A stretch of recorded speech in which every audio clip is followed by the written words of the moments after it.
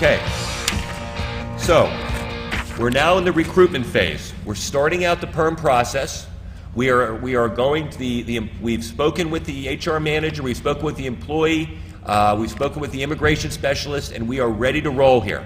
We're starting the recruitment campaign.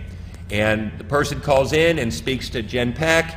Jen, what type of recruitment is required for the PERM process? The last required recruitment step is 2 Sunday advertisements in a newspaper of general circulation in the area of employment. In the Pittsburgh area, we typically use the Post-Gazette or the Tribune Review. Now, the wage that's being offered to the foreign national as part of the green card process must only be included in the internal posting, and that's the document that you hang on the bulletin board. So, Jen, putting all that together, what is if we would have a sort of a standard 3 options, what do we typically use as our 3 other recruitment sources?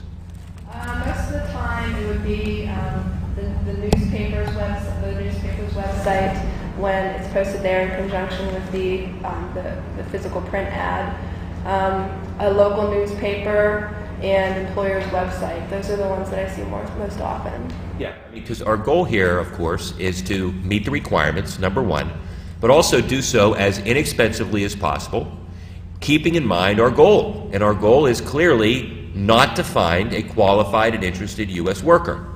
And, you know, that, in a sense, that sounds funny, but it's what we're trying to do here.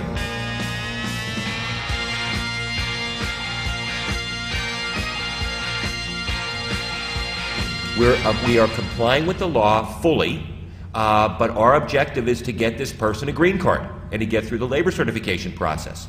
So certainly we are not going to try to find the place where the applicants are going to be the most numerous. We're going to try to find a place where, again, we're complying with the law and hoping and likely not to find qualified and interested worker applicants. So that's the process that we will go through with you from the beginning on, where Jen or somebody else on our team will go over with you what 3 options are we going to select.